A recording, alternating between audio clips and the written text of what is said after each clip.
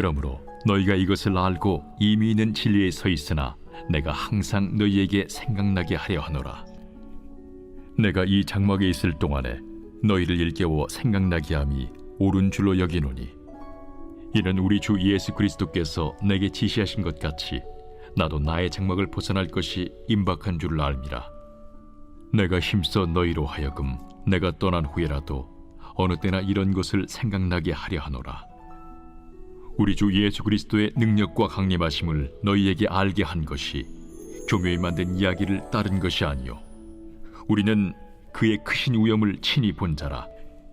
지극히 큰 영광 중에서 이러한 소리가 그에게 나기를, 이는 내 사랑하는 아들이요 내 기뻐하는 자라 하실 때에 그가 하나님 아버지께 존귀와 영광을 받으셨느니라.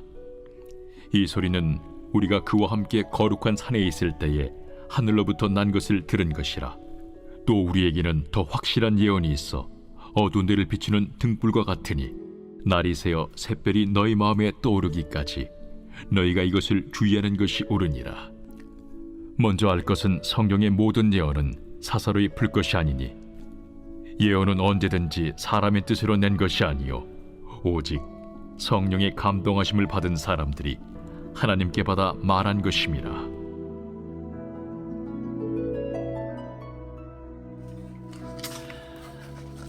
사랑하는 큰숙가족 여러분, 평안하시죠?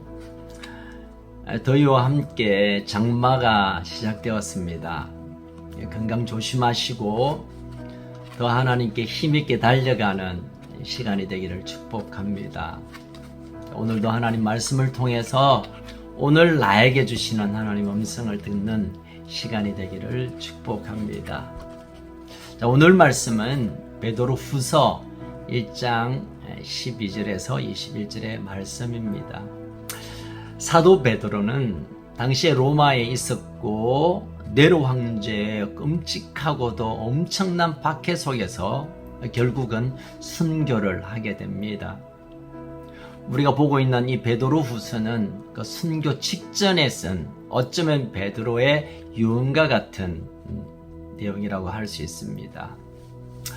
오늘 본문 14절에 보니까 이 장막을 벗어날 일이 임박한 줄 알았다. 자신의 죽음을 직면한 상황 속에서 이 죽음을 느끼면서 자신의 마지막 시간을 그의 사랑하는 영적인 가족들을 향해 펜을 들고 당부와 간절한 마음을 전하고 있습니다.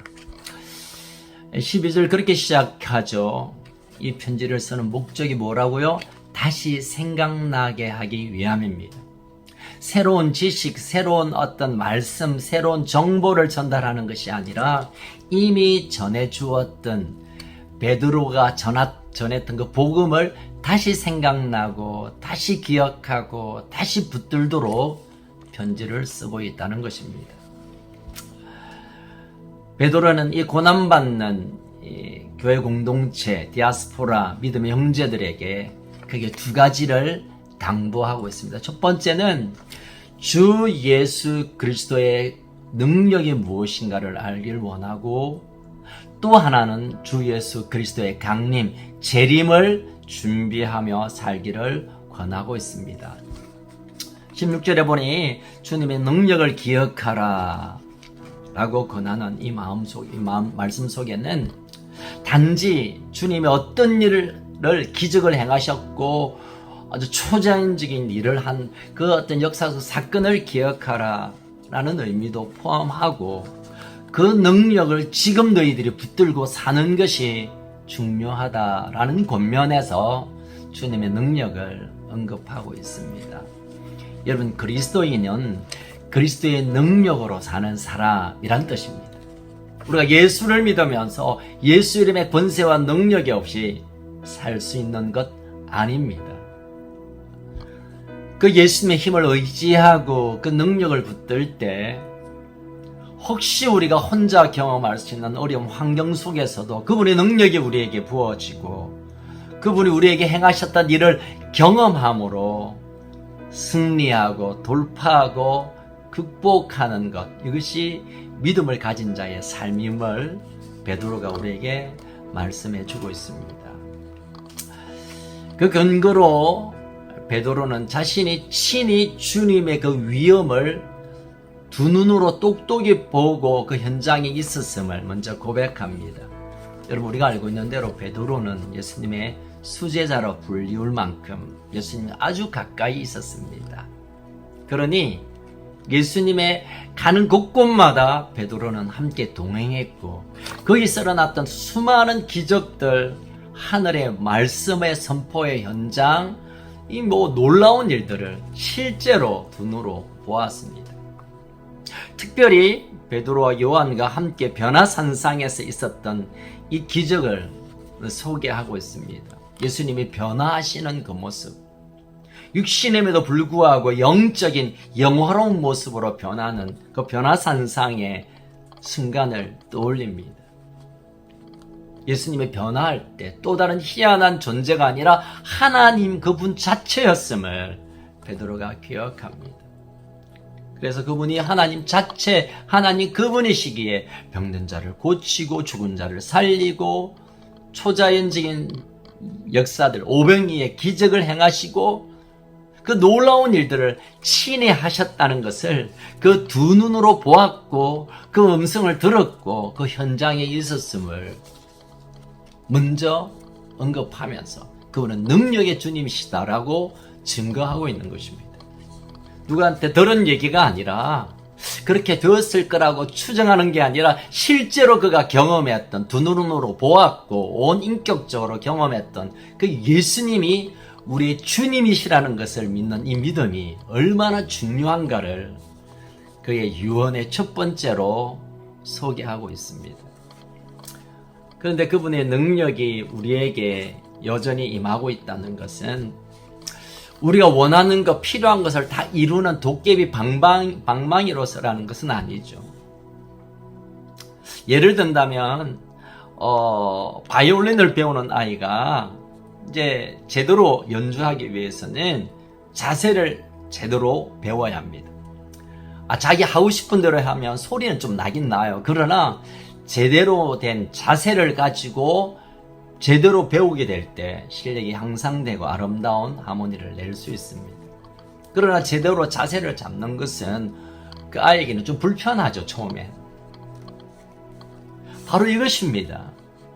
먼저 우리가 그분의 능력을 사용하고 그것으로 인하여 뭐가 내가 원하는 것을 이루는 것보다는 그분이 어떤 분인가를 믿음의 자세로 바라보고 믿음의 자세를 견지하는 것. 모든 것을 하실 수 있는 그분이 나와 함께 계신다는 이 믿음, 이 포커스를, 초점을 맞추는 것. 이것이 가장 중요한 신앙적인 모습임을 베드로가 우리에게 제안해주고 있습니다. 그리고 그분과 함께 동행하고 그분과 함께 의논하고 그분으로 인하여 주님께 영광 돌리는 것. 이것이 주님의 능력 되심을 경험하며 살아가는 그리스도인의 삶임을 보여주고 있습니다. 사랑하는 큰 숫가족 여러분, 그렇습니다. 주님은 못하실 일이 없으십니다.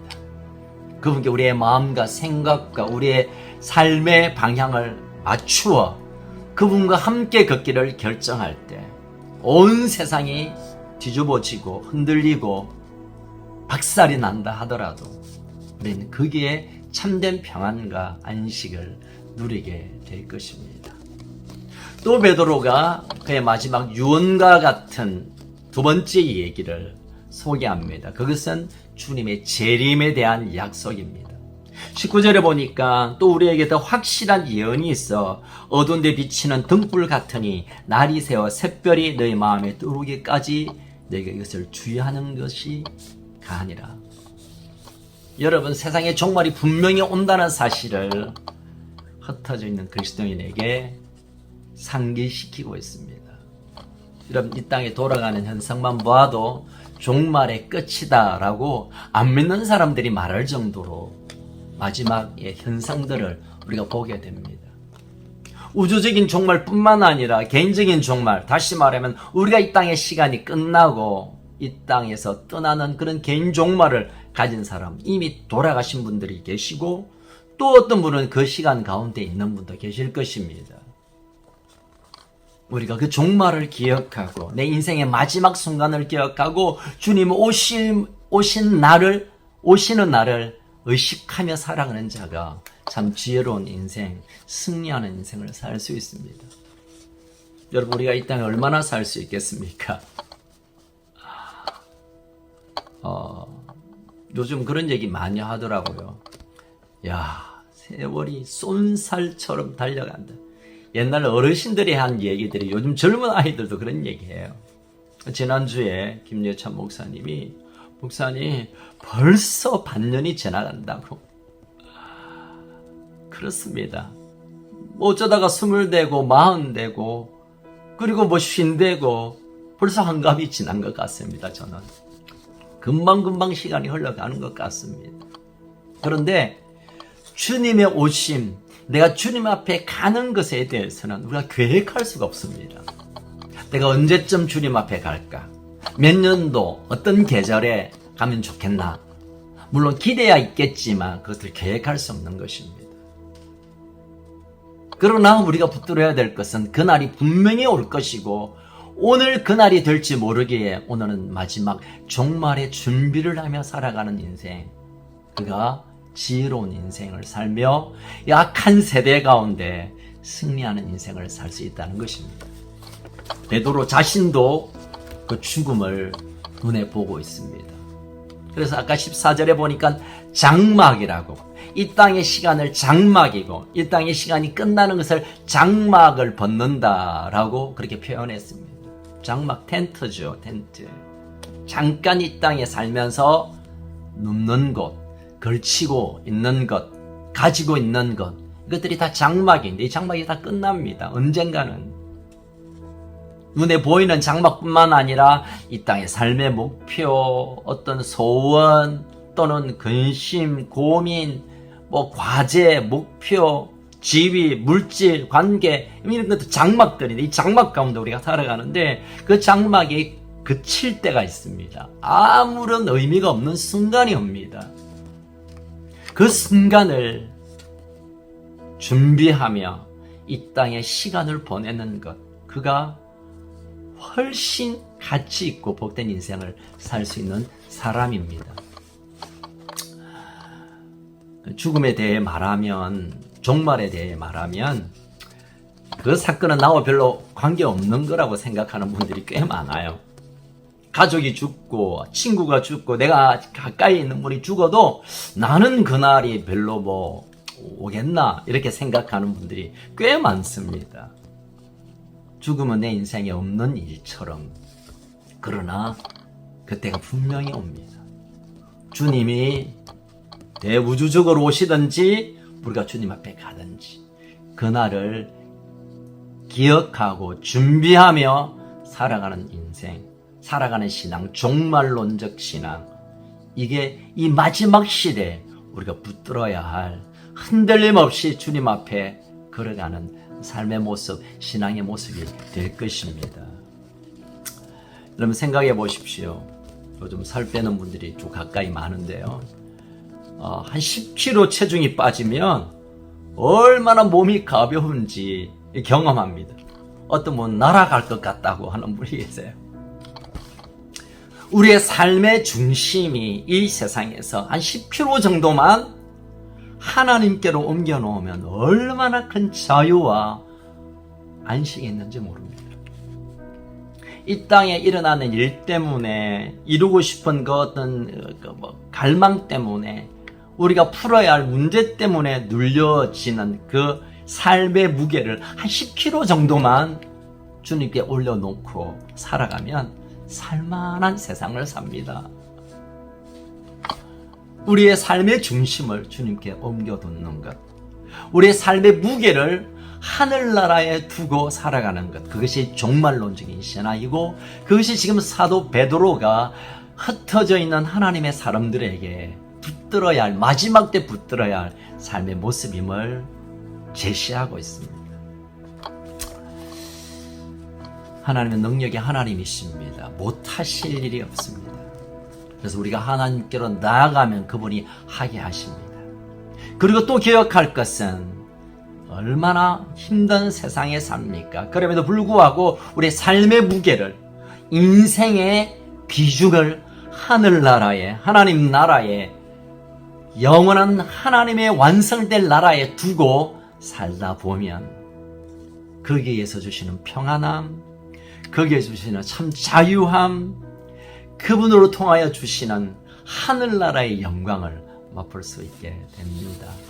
오늘 베드로 사도는 그의 마지막 인생의 시간을 이 두 가지를 우리에게 제시합니다. 하나님이 능력의 하나님이시다. 모든 것을 하실 수 있는 그분께 인생을 고정하라.